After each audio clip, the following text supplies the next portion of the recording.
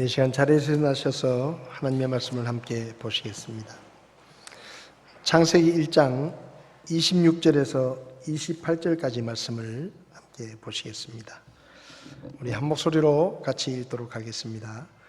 하나님께서 이르시되 우리가 우리의 형상으로 우리의 모양에 따라 사람을 만들고 그들이 바다의 물고기와 공중의 날짐승과 가축과 온 땅과 땅에서 기는 모든 것을 지배하게 하지 하시고 이처럼 하나님께서 자신의 형상으로 사람을 창조하시되 하나님의 형상으로 그를 창조하시고 그들을 남성과 여성으로 창조하시니라.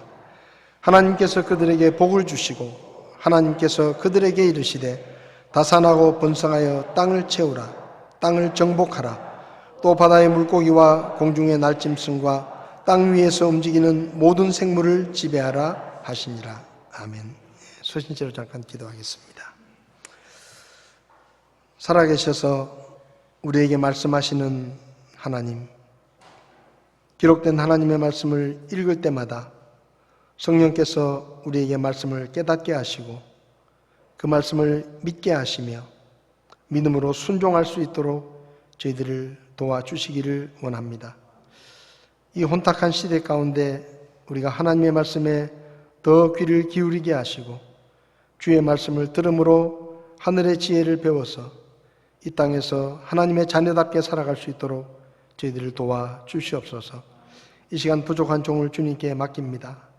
사람의 연약함은 감추시고 오직 하나님의 말씀만 선포되게 종을 써 주시옵소서. 예수님의 이름으로 기도했습니다. 아멘. 자리에 앉으시겠습니다.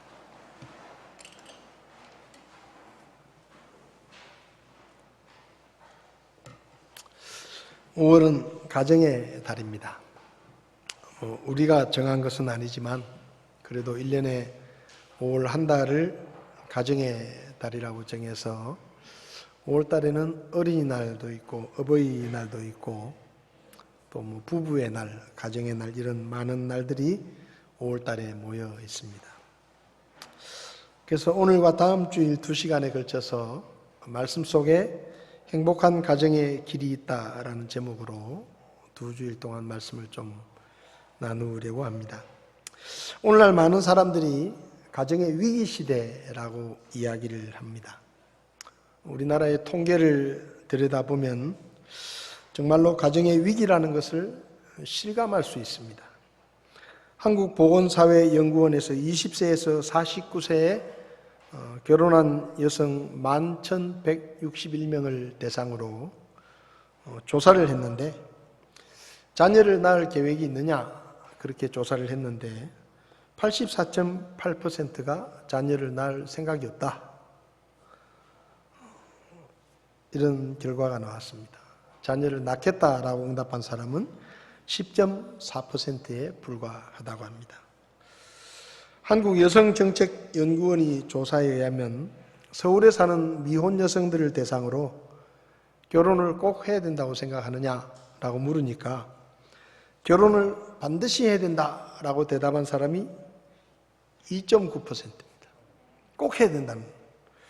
해도 좋고 하지 않아도 좋다고 생각한다라는 사람들이 66.7%.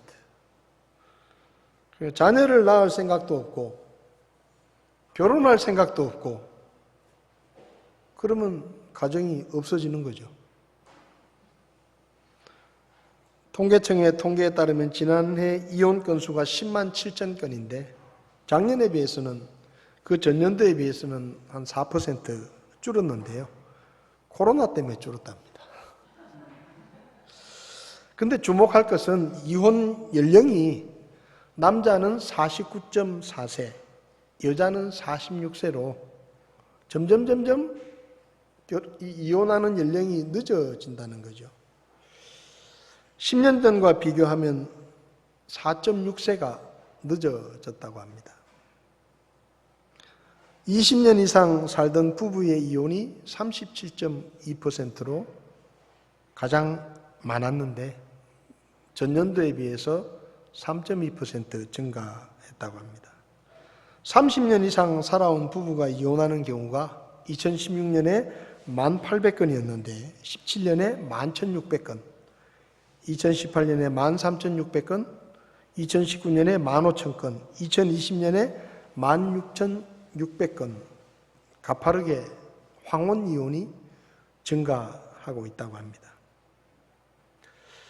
결혼도 안 하려고 하고요.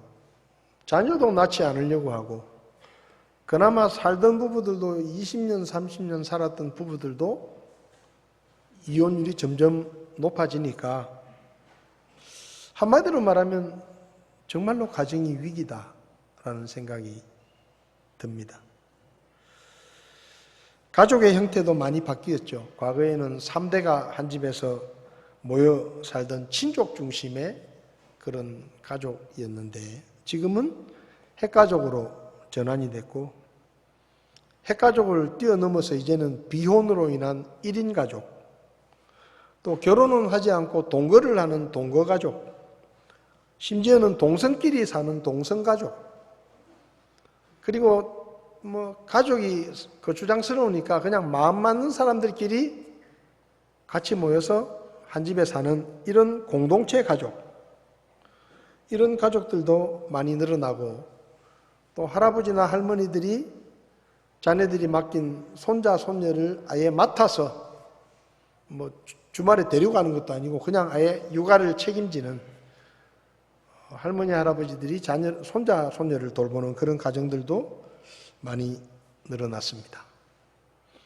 이런 시대를 보면서 미래학자인 카론 멀론이라는 사람은 앞으로 점점점 평균 수명이 늘어나게 될 것이고, 이분이 전망하기는 130세까지 이제 수명이 늘어난다는 거죠. 그러면 결혼을 해가지고 40살에 결혼을 하면 90년을 살아야 돼요, 부부가. 그렇게 되다 보면 결혼을 통한 가족의 형태가 점점 사라져 갈 것이다. 그래서 2040년에는 결혼이라는 제도가 소멸될 것이다 라고 전망을 했습니다.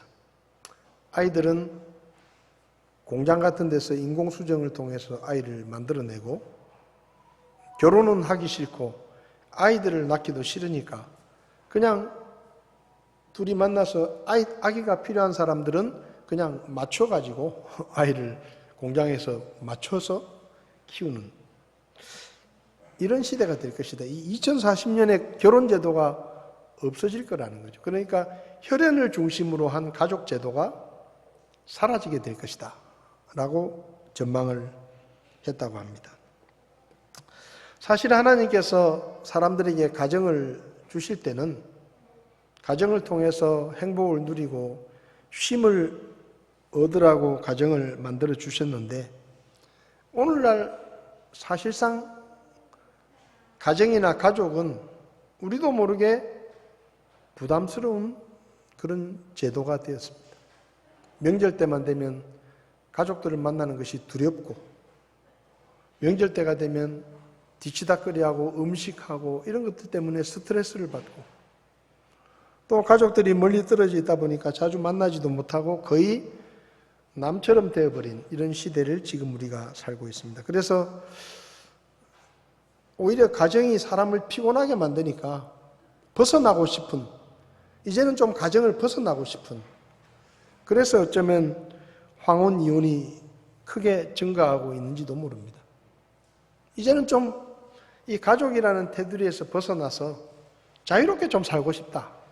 그러니까 이 가정이라는 게 우리도 모르게 어느새 우리를 구속하고 불편하고 부담을 주는 그런 곳이 되어버린 것입니다. 이런 시대를 살아가면서 우리가 어떻게 하면 이 가정을 좀 올바로 바라보고 또 우리의 가정들이 건강하고 행복한 가정이 될 수 있을까 하는 것을 말씀을 통해서 좀 살펴보려고 합니다. 우선 우리가 가정의 행복을 이야기하려고 하면 제일 먼저 무엇이 행복이냐라는 것을 좀 다시 정의를 해야 할 필요가 있습니다. 그리고 가정이라는 게 왜 만들어졌고 하나님께서 왜 사람들에게 결혼과 부부와 가정이라는 제도를 만들어 주셨는지를 근본적인 이유를 좀 생각해 볼 필요가 있습니다. 우리가 사는 세상에는 다양한 종류의 조직과 기관들이 있습니다. 한 사람이 건강한 시민으로 살아가기 위해 필요한 지식을 가르치는 학교가 있습니다. 적으로부터 나라의 영토와 국민의 재산을 지키기 위한 군대가 있고, 범죄로부터 국민을 보호하고 범죄를 예방해서 사회 질서와 안전을 지키려고 하는 경찰이라는 제도가 있습니다. 우리의 삶에 필요한 것들을 공급해주고 서비스를 제공해주는 기업들이 있고, 다치거나 병든 사람들을 치료해주는 병원이 있습니다. 나라의 살림살이를 맡아 하는 정부 기관들이 있는가 하면 또 같은 이념을 가진 사람들이 공동체를 만들어서 같은 정책을 펼치기 위한 정당이라는 정치적인 조직도 있습니다. 물론 종교단체들도 있죠. 그런데 이 세상에 있는 대부분의 기관과 조직들은 사람들이 필요에 의해서 사람들이 만들고 사람들이 시작한 것입니다.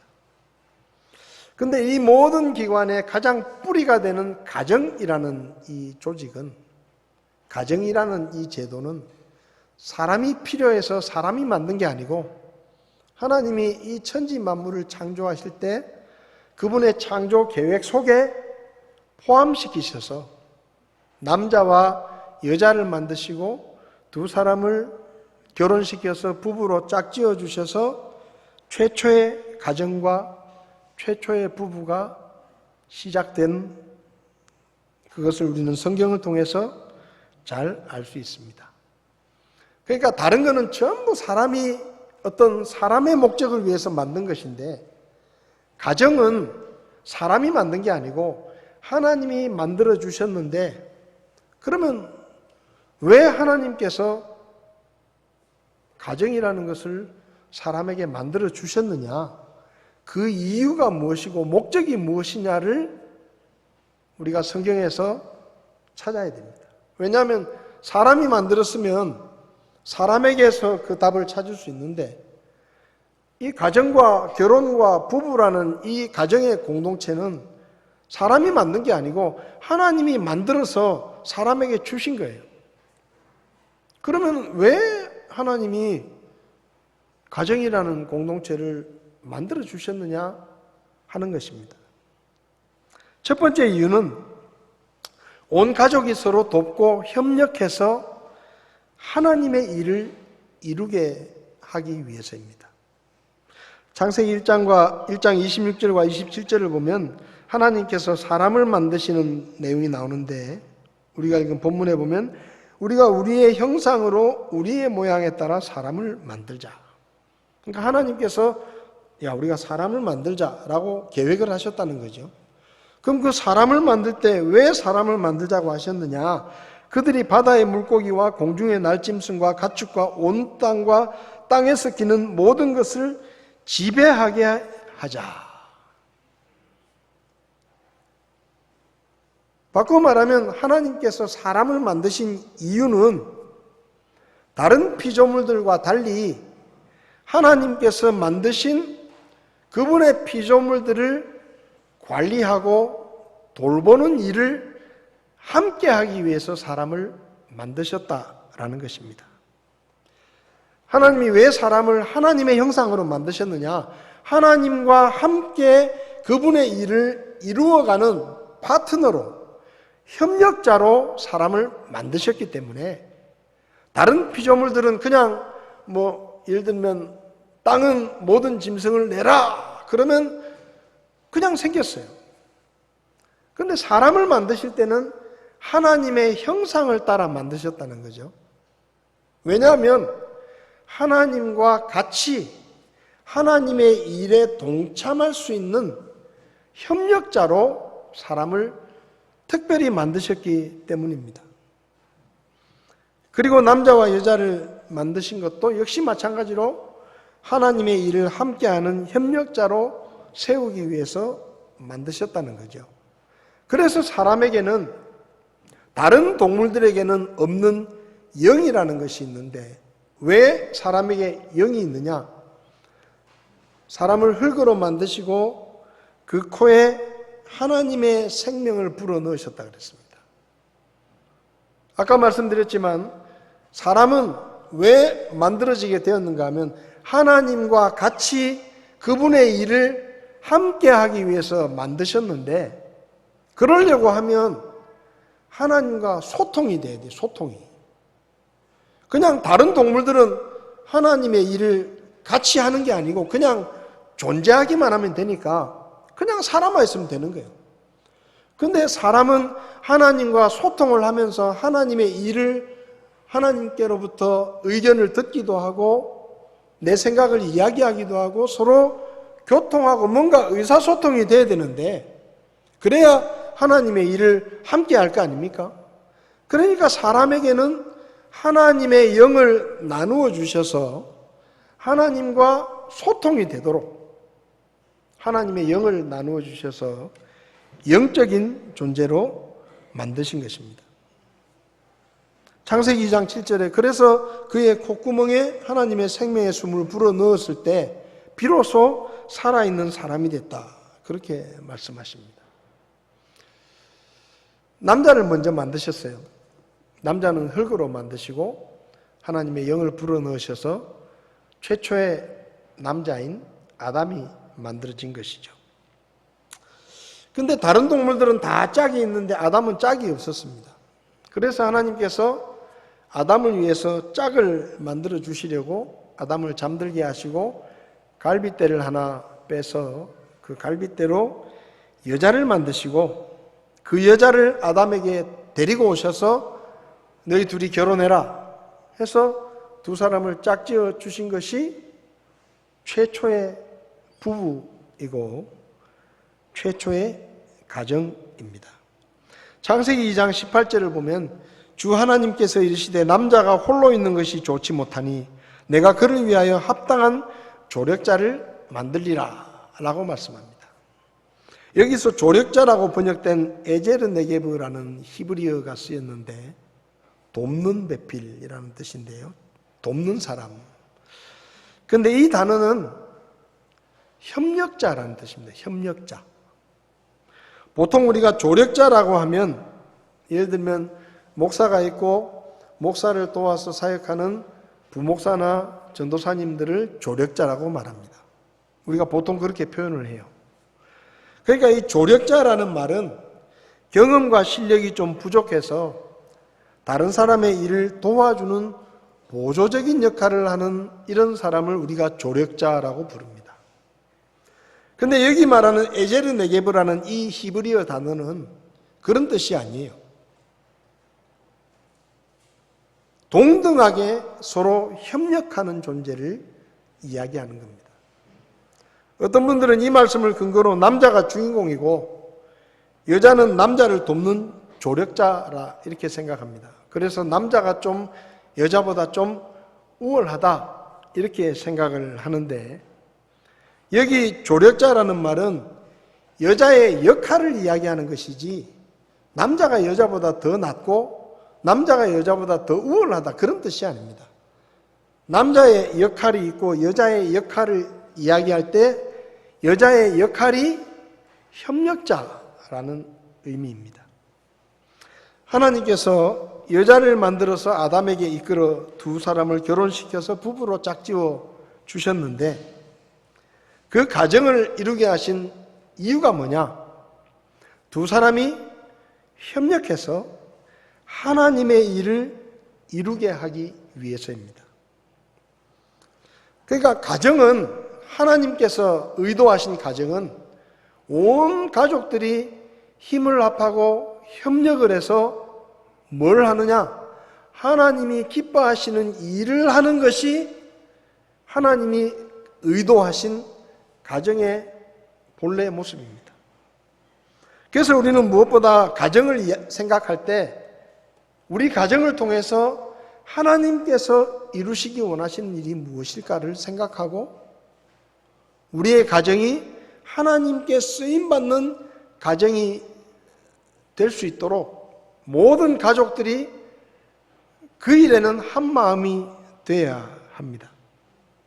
근데 오늘날 가정을 보면 오늘날 가정들은 하나님이 가정을 주신 가장 중요한 이유를 모릅니다.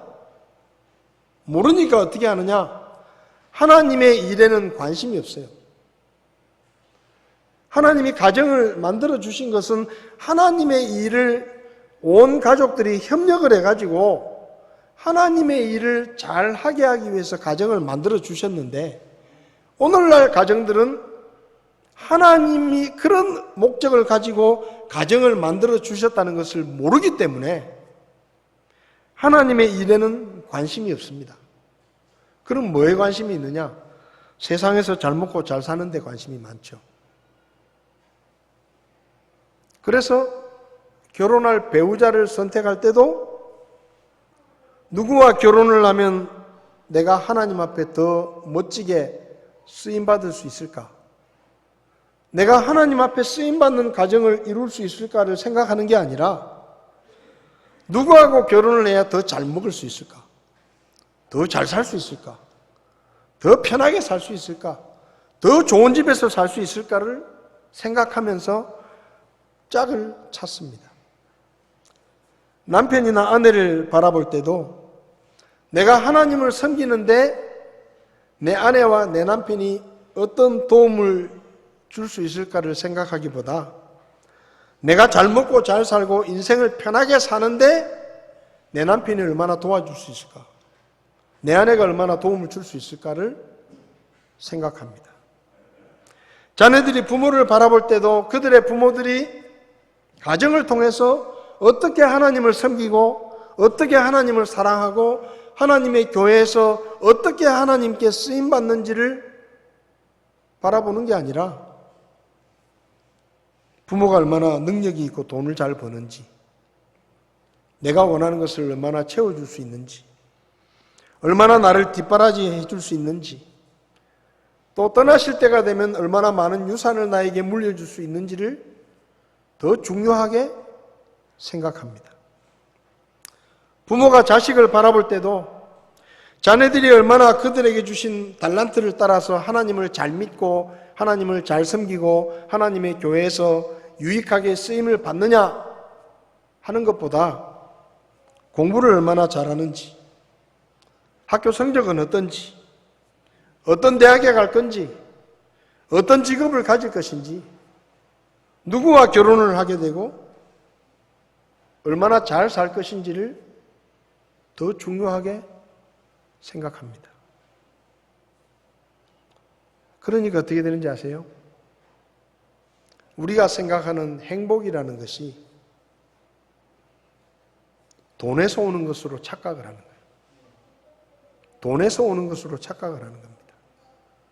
그래서 잘 먹고 잘 살고 좋은 차를 타고 좋은 옷을 입고 좋은 집에 살고 좋은 음식을 먹으면 그게 행복이라고 착각해요. 그런데 여러분, 그런 행복은 잠시 동안의 행복입니다. 영원하지가 않아요. 10억만 있으면 하던 사람이 10억이 생기면 20억만 있으면 이렇게 돼요. 여러분, 어떤 사람에게 얼마나 돈이 있으면 좋겠냐? 10억만 있으면 좋겠다. 그럼 그 사람한테 10억을 갖다 주면 그 사람이 이제 만족한다 그러느냐? 아니에요. 더 있었으면 좋겠다. 끝이 없는 거예요. 그러니까 행복이라는 게 채워지질 않아. 10억이 행복의 100%였다가 막상 10억이 생기면 그 행복이 50%로 딱 줄어버리는 거예요. 또 채워야 돼. 그러니 안 채워지는 거예요. 그러니 목마르죠. 항상 행복하지 않은 겁니다. 하나님이 가정을 주신 이유가 온 가족들이 협력해서 하나님을 잘 믿고 하나님을 잘 섬기고 하나님이 기뻐하시는 일을 이루도록 가정이라는 것을 만들어 주셨는데, 사람들이 이것을 자꾸 왜곡하다 보니까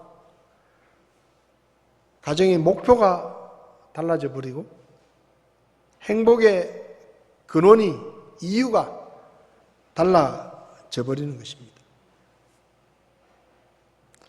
성도 여러분, 하나님께서 우리에게 가정을 주신 이유는, 또 가족을 주신 이유는요, 서로 협력해서 하나님을 잘 믿고 섬기고 온 가족이 협력해서 하나님의 일을 이루고 하나님께 영광을 돌리기 위해서라는 것을 우리는 절대로 잊지 말아야 됩니다.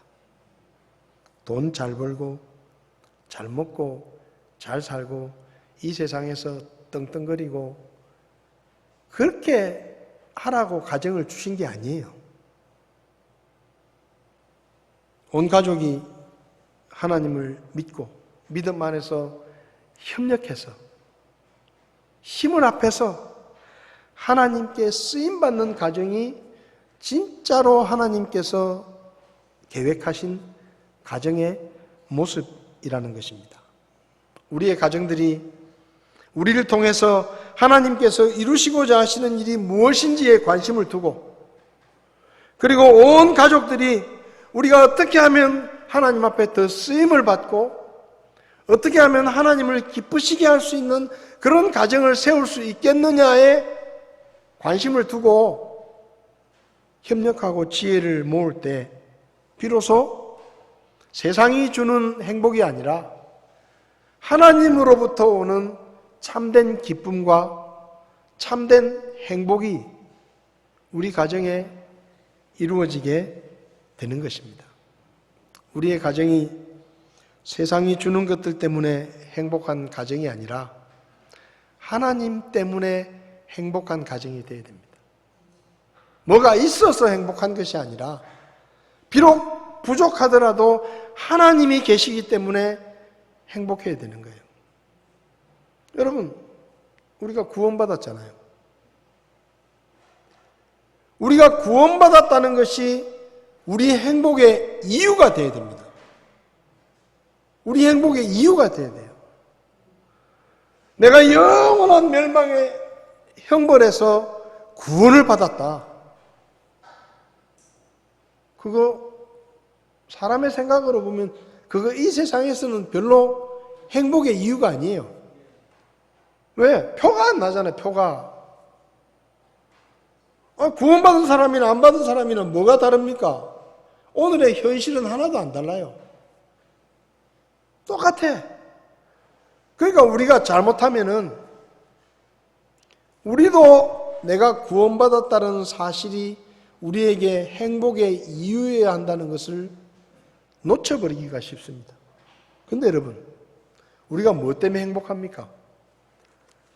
돈 잘 벌어오고 좋은 집에 살고 집을 사면 집값이 오르고 자식들이 다 잘 되고 잘 먹고 잘 살고 그래서 우리가 행복합니까?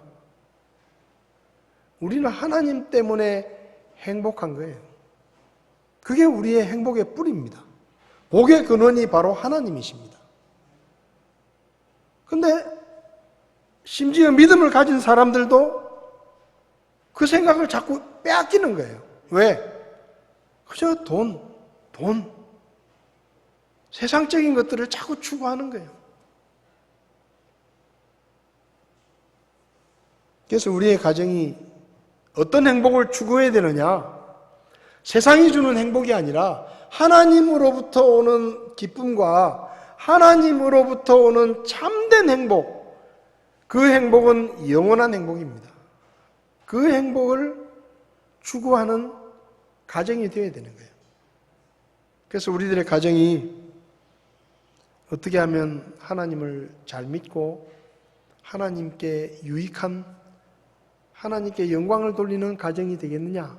이것을 가족들이 고민하고 서로 기도해주고 서로 힘을 합해서 하나님의 일을 이루어가는 가정들이 될 때 하나님께서 그분으로부터 오는 기쁨과 만족을 우리에게 주실 것입니다. 사도 바울은 그 행복 때문에, 하나님께로부터 오는 기쁨과 만족감과 행복 때문에 세상에서는 절대로 행복할 수 없었던 사람이었지만 그는 항상 기쁘다라고 늘 이야기합니다. 행복하게 살았습니다. 그게 그리스도인의 행복이에요. 하나님이 가정을 주신 두 번째 목적은 자녀를 많이 낳아서 번성하여 땅을 채우고 정복하게 하기 위해서입니다. 하나님께서 두 사람을 짝지어 주시고 아담과 하와 부부에게 처음으로 하신 말씀이 28절입니다. 하나님께서 그들에게 복을 주시고 하나님께서 그들에게 이르시되 다산하고 번성하여 땅을 채우라. 땅을 정복하라. 또 바다와 물고기와 공중의 날짐승과 땅 위에서 움직이는 모든 생물을 지배하라 하시니라. 하나님께서 두 사람을 부부를 딱 짝지어 놓으시고 주례사를 하시는데 첫 번째 주례사의 내용이 뭐냐? 자식들을 많이 낳아라. 그리고 번성해라. 땅을 채우고 땅을 정복해라. 하나님이 왜 남자와 여자를 만드시고 남자와 여자를 부부로 맺어주셨느냐? 자식들을 많이 낳으라고 그렇게 주신 거예요. 아담과 하와 두 사람으로 시작된 인류는 6천년이 흐른 2021년 현재 78억 6,500만 명이 삽니다. 어마어마하게 번성한 거죠. 역사적으로 보면 예수님이 태어나셨던 서기 1년경에 세계 인구가 2억 5천만 명 정도라고 합니다. 2억 5천에서 3억 정도. 1650년에 5억 5천만 명 정도로 2배가 됐습니다. 1750년에는 7억 3천만 명, 1850년에는 산업혁명의 영향으로 11억 7천만 명이 돼서 200년 만에 2배가 됐습니다. 한국전쟁이 일어났던 1950년에 24억 9천 명이 됐고 2000년에 60억 명을 돌파를 하더니 2021년에 78억 명이 되었습니다. 서기 1년에 2억 5천 명이던 인구가 2배가 되는데 1600년이 걸렸습니다. 근데 그 다음에 2배가 되는데 200년이 걸렸고 그 다음에 2배가 되는데 100년이 걸렸고 그리고 그 다음에 2배가 되는데 40년이 걸렸습니다. 그래서 지금 78억이 됐어요. 아담과 하와 두 사람으로 시작된 인류가 지난 6천년 동안 번성하고 땅에 충만하게 됐습니다.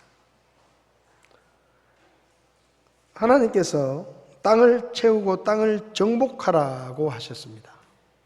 여기서 땅을 정복하라는 말은 단순히 더 넓은 땅에 퍼져서 살아라 그런 말이 아니고요.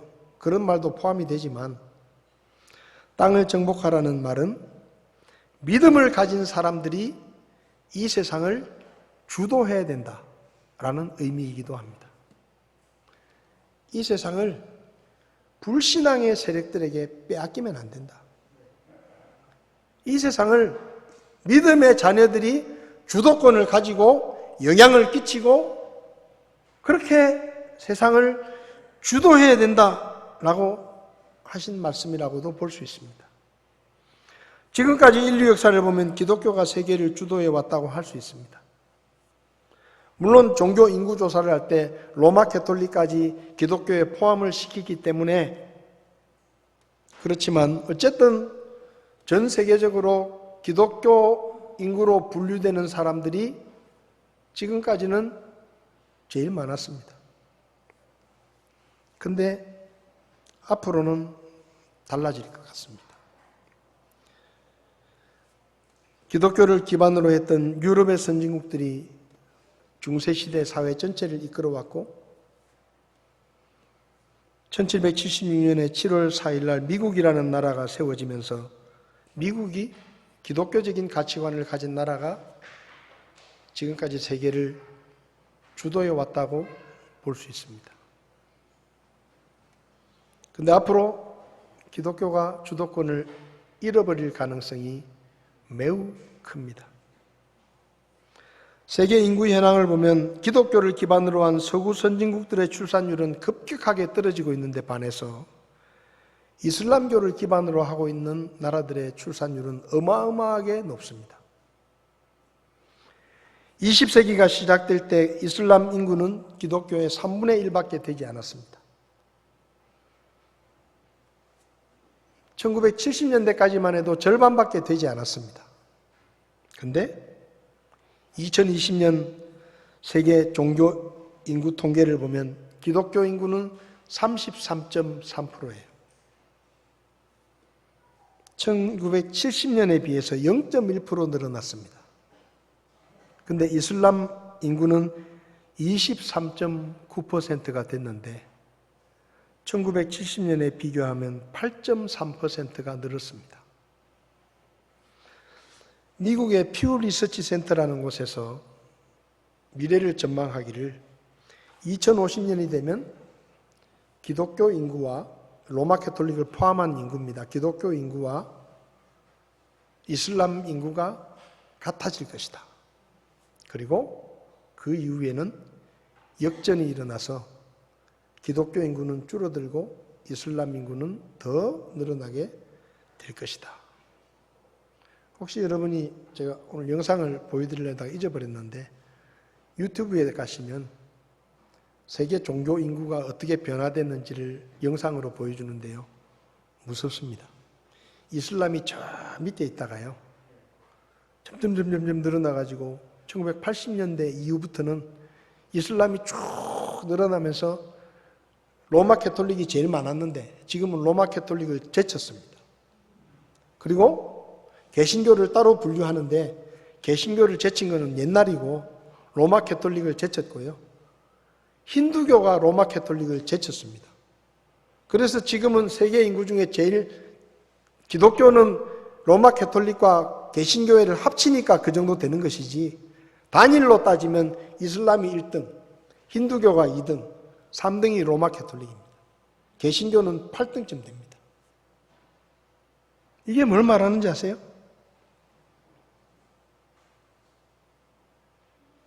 (2050년이) 되면 기독교 인구와 이슬람 인구가 똑같다.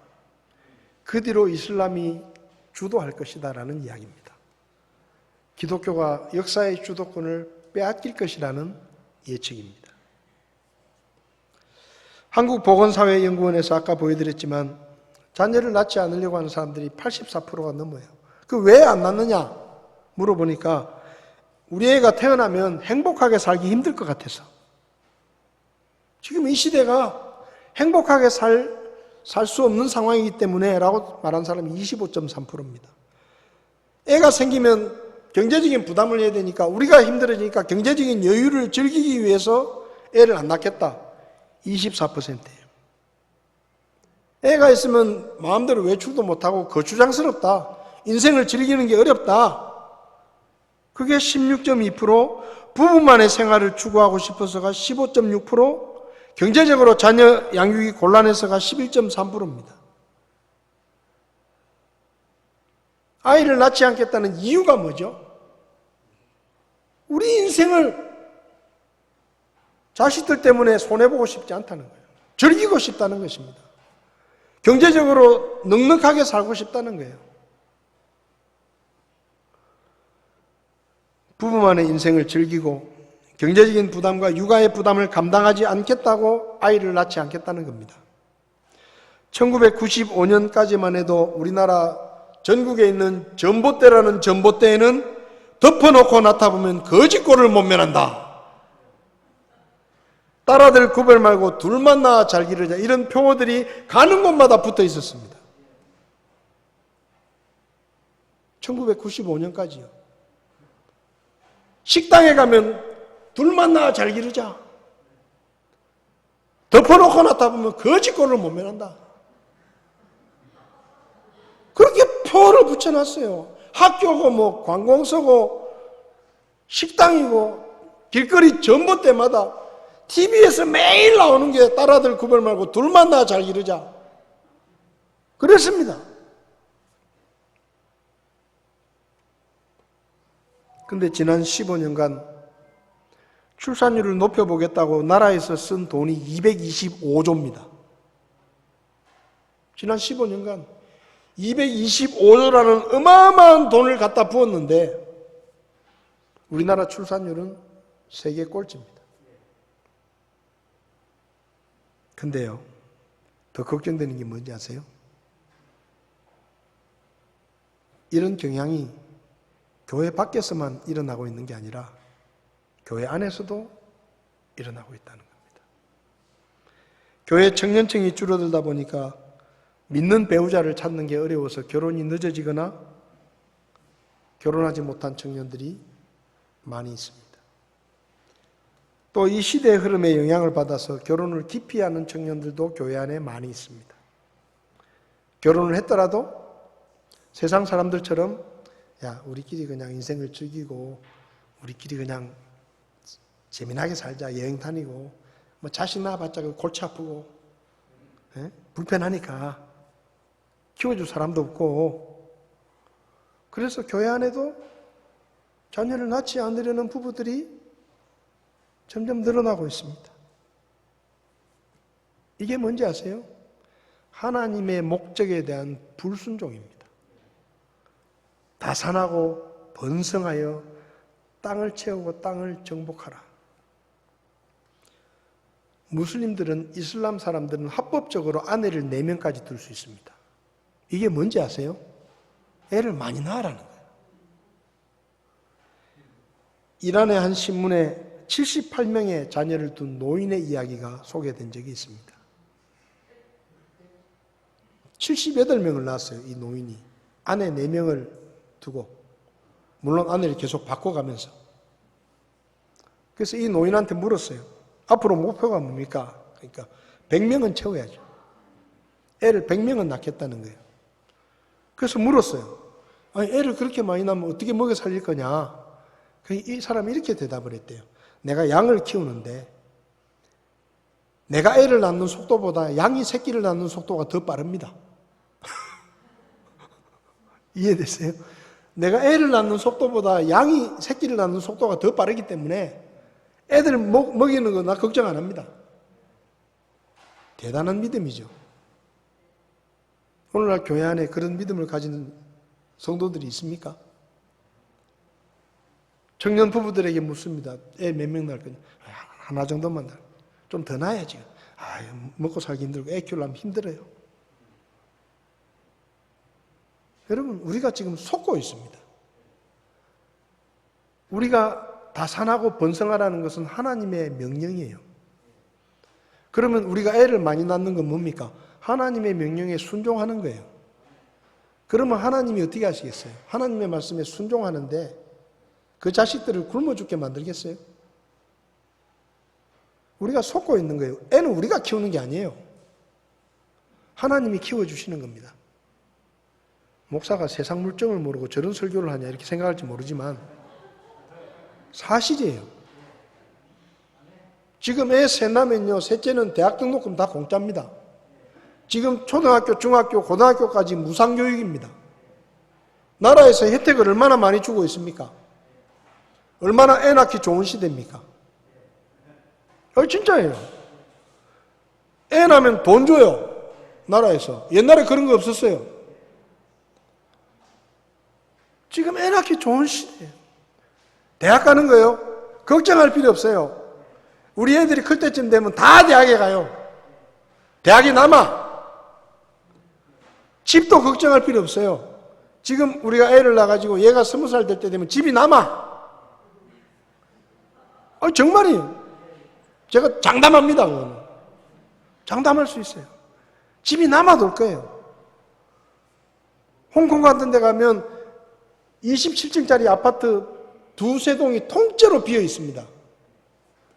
일본도 그래요. 일본도 100세대가 살던 아파트에 4집, 5집 살아요. 그래서 나라에서 자꾸 나가라 그런다는 거예요. 당신들 때문에 수도 넣고 전기 내야 되니까 우리가 돈이 너무 많이 되니까 내가 이사 가면 이사 비용 대주고 집을 산다 그러면 집값 반대 줄 테니까 제발 좀 딴 데가 살아라. 그러면 이거 통째로 비우면 우리도 이익이다. 그런다는 거예요. 우리나라도 그렇게 됩니다. 우리가 속고 있는 거예요, 지금.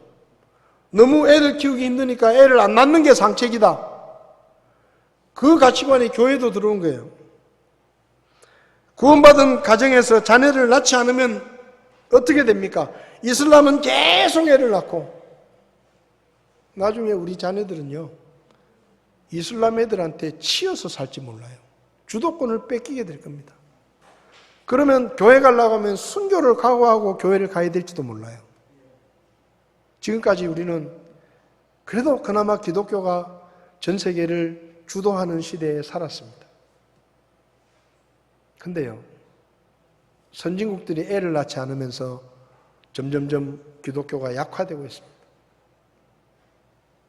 하나님의 말씀에 불순종하면 결국은 그걸 피할 수가 없어요. 결혼을 앞두고 있는 형제 자매들, 결혼하면 애를 많이 낳으십시오. 애를 좀 많이 낳으세요. 인생 이후 결혼하면 애를 좀 많이 낳아. 적어도 엄마만큼은 낳아야지. 3명은 낳아야 본전 아이가. 예? 혹시 애 봐줄 사람이 없어서 나는 애를 못 낳겠다 그러면 저한테 데려오세요. 내가 애 봐줄게. 예? 애를 많이 낳아야 돼요. 예수 믿는 사람들이 특별히. 지금 아프리카 세계 5위, 아이를 제일 많이 낳는 나라들 5위 중에 3나라가 이슬람 나라입니다. 6명씩, 7명씩 낳아요. 어떻게 감당해요?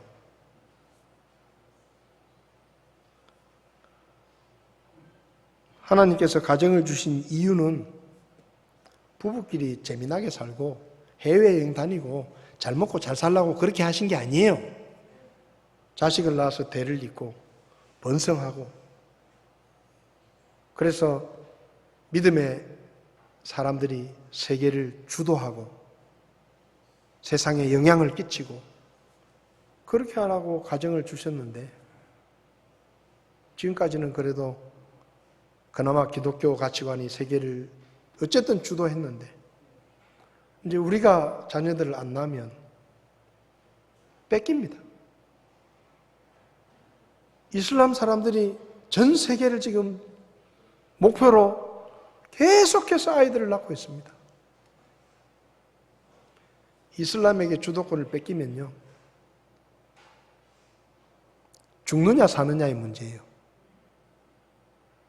지금 이슬람 나라들에서, 여러분, 제가 사도 바울의 성지순례를 방송을 준비하고 있는데 기가 막히는 게 있어요. 이슬람 나라들에 가면 얼마나 모스크가 많은지 몰라요. 근데 교회는 하나도 없어. 그리고 교회가 있어도 거의 다 무너져가는 그런 모습이고 초라하고, 이스탄불 한가운데 있는 교회 예배를 드리긴 드려요. 그리스 정교회에서 예배를 드리긴 드리는데 교회당도 조그만하고 이슬람은 어마어마하게 지어놓고, 터키는 가는 곳마다 모스크 천지고 그리스는 가는 곳마다 교회 건물이에요. 근데 이게요, 언제든지 뒤바뀔 수 있습니다. 그래서 우리가 각성을 해야 돼요. 우리가 어떻게 하면 행복한 가정을 이루느냐? 하나님의 일을 협력해서 이루는 데 관심을 가지고 믿음의 식구들이 자녀들을 많이 낳아야 돼요. 아니, 진짜 농담 아닙니다. 혹시 애 봐줄 사람이 없으면 저한테 데려다 놓고 가세요. 내가 키워줄게. 네? 아니, 진짜 그렇게라도 아이들을 낳아야 돼. 아이들을 낳아서 믿음의 사람들이 세계적인 주도권을 뺏기지 말아야 돼요. 이거 뺏기면 교회 문 닫아야 되고, 우리 자녀들은 터키나 이런 나라들처럼 목숨 걸고 예수 믿어야 되고, 예수 믿는 게 들키면 길바닥 한가운데서 돌에 맞아 죽을 수도 있고요, 목베임을 당해서 죽고, 그런 시대가 되는 겁니다. 우리는 다 살았어. 이제 저도요. 저도 이제 뭐 50대 중반이니까 저도 살 만큼 살았잖아요. 근데 우리 다음 세대들 어떡할 거예요? 교회 가다가 총에 맞아 죽고, 예수 믿는다 그러면 취직도 안 되고 그런 시대를 물려줄 겁니까?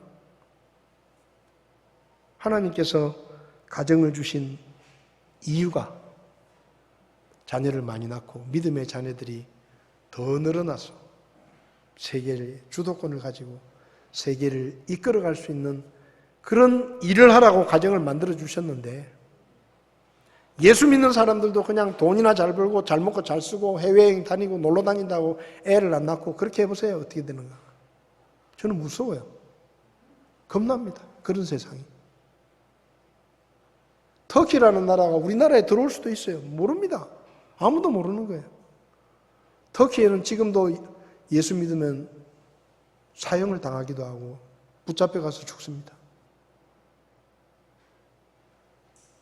터키에서 순교한 선교사들의 이야기가 유튜브에 얼마든지 찾아볼 수 있습니다. 한국은 예외가 아닙니다. 한국이 예외가 아니에요. 우리 믿음의 자녀들을 낳지 않고 자꾸 불신앙의 사람들이 자녀들을 많이 낳으면 그렇게 되는 거예요. 행복한 가정은 세상에서 잘 먹고 잘 사는 가정이 아니라 하나님의 목적에 맞게 하나님의 일에 쓰임받고 그분의 뜻대로 자녀들을 많이 낳아서 믿음을 지키는, 물려주는 그런 가정이 행복한 가정이라는 사실을 기억하시기 바랍니다. 기도하시겠습니다.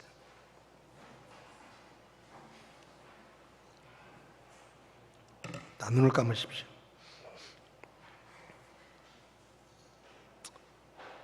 우리 가정에 우리가 무슨 얘기를 제일 많이 합니까? 식구들끼리 무엇을 제일 많이 이야기합니까? 우리가 어떻게 하면 하나님을 더 잘 믿고 우리가 어떻게 하면 하나님의 교회에서 더 주님을 잘 섬기고 우리가 어떻게 하면 하나님의 교회를 세우는 데 도움이 될 수 있을까를 이야기하시나요? 아니면은 어느 학과에 가야 돈을 잘 벌고 취직이 잘 되고 그런 얘기를 더 많이 하고 있지는 않습니까? 우리 가정이 하나님의 일에 쓰임받는 가정이 되기를 원합니다. 여러분의 자녀들에게 부담을 좀 주십시오. 결혼해라. 아이들 좀 많이 낳아라. 부담을 좀 주십시오. 그래서 우리 자녀들을 많이 낳아야 주도권을 뺏기지 않고 우리 다음 세대가 정말로 힘겹고 피곤하게 믿음 생활을 하지 않고 목숨 걸고 믿음 생활해야 되는 그런 시대가 오지 않을 것입니다. 우리가 가르쳐야 됩니다. 먹고 살기 힘들더라도 하나님께서 도와주실 거니까 자녀들을 많이 낳아라. 도전해야 됩니다. 우리 자녀들에게 그렇게 부담을 줘야 돼요. 그렇지 않으면 이 세상이 어떻게 되겠습니까? 저와 여러분들이 가정의 달을 맞아서 무엇이 행복인지, 무엇이 하나님이 가정을 주신 목적인지를 다시 한번 깨닫고 우리의 가정들이 하나님의 뜻을 이루는 그런 가정들이 될 수 있기를 바랍니다. 고마우신 주님, 우리에게 가정을 허락해 주신 것 감사합니다. 사랑하는 가족을 주시고 아버지와 어머니, 아내와 남편, 자녀들을 주신 것 하나님 앞에 감사합니다. 하나님, 주님께서 하나님의 일을 온 가족이 협력해서 잘 이루게 하시려고 가정을 주셨는데 우리의 가정이 얼마나 하나님 앞에 쓰임받기 원하는지, 하나님 앞에 쓰임받는 가정을 위해서 우리가 노력하고 있는지, 관심을 가지고 있는지를 돌아보게 하시고, 그리고 우리 가정에서 자녀들이 많이 태어나서 하나님의 뜻대로 온 땅에 퍼져서 이 세상을 정복하고 이 세상의 주도권을 가지고 하나님의 영광을 드러내는 그런 가정들로 세워질 수 있도록 하나님께서 도와주시기를 원합니다. 우리가 세상이 주는 행복이 아니라 하나님이 주시는 참된 기쁨과 참된 행복을 누리며 하나님 앞에 쓰임받는 가정으로 우리 모든 가정들이 세워질 수 있게 주께서 도와주시옵소서. 우리 자녀들 잘 되게 도와주십시오. 하나님 지혜를 주시고 능력을 주셔서 세상에서도 잘 되고 하나님의 교회에서도 멋지게 쓰임받는 그런 성장하는 그런 가정이 될 수 있도록 하나님께서 복 주시고 도와주시기를 원합니다. 우리의 가정들을 주님께서 도와주시기 원하며 예수님의 이름으로 기도했습니다. 아멘. 예배를 마치겠습니다.